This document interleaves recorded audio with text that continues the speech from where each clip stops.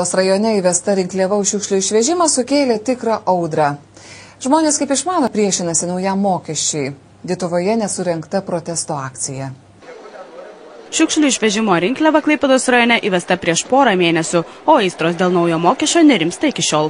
Aršiausiai naujai tvarkai priešinasi didžiausios Lietuvoje sodininkų bendrijos Dituva nariai. Naujoji rinkliava sukėlė net savotišką protestų bangą. Pasipiktinę dituviškiai dėl jų piniginės ploninančio mokesčio pasikvietė aiškintis net pačius šiukšlių vežėjus. Lietuvoje reikia mokėti Klaipėdoje už savo gyvenamą vietą, už garažus reikia mokėti. Ir dabar čia sodus mokėti. Ir aš čia negyvenu. Aš net vienos nakties pernakvoju. Ir kur man mokėti? Jokių būdų aš nemokėtų. Ir kaip kad sako, čia žmonių apiplėšimas. Aš ir šiukšlių čia neturiu. Aš čia tik atvažiuoju. Žiemą iš vis negyvenu. Atvažiuoju, pasodinu daržą, man komposto dėžės, aš žolės į kompostą, šakas bulvienoju, sudeginu.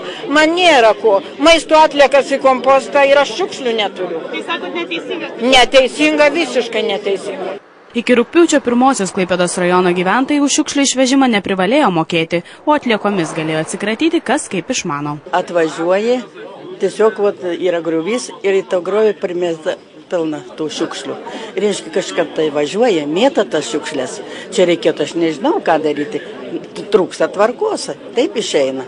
Ir taip, žiūrėk, prie stotelės nueini, žiūrėk, močiutė, kiek bus atnešus, padėjus ir nuvažiavus. Taip, savivaldybės duomenimis darydavo net 65% Klaipėdos rajono gyventojų.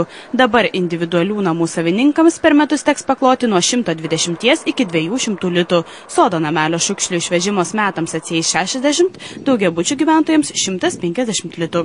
Tokios sumos ir sukėlė ne tik dituviškių, o ir kitų rajono gyvenviečių ar sodininkų bendrijų pasipiktinimą. Man atrodo, kad dabar kol kas miestas ir kaimai dengia sodus, nes taip atrodo, kad žmonės liktai taupė visą gyvenimą.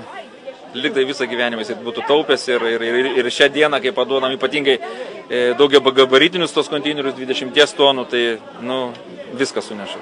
Naujais mokesčiais apkrauti sodininkai burnoja ir dėl netinkamo konteinerių išdėstymo. Jie esą pastatyti kelių kilometrų atstumu, o Dituvoje 640 hektarų teritorijoje yra vos 20 konteinerių. Tad net susimokėję už atliekų išvežimą gyventojai iki konteinerių šiukšlių taip ir nenuneša. Gargždų jaunimui visą vasarą žadėta ir tik dabar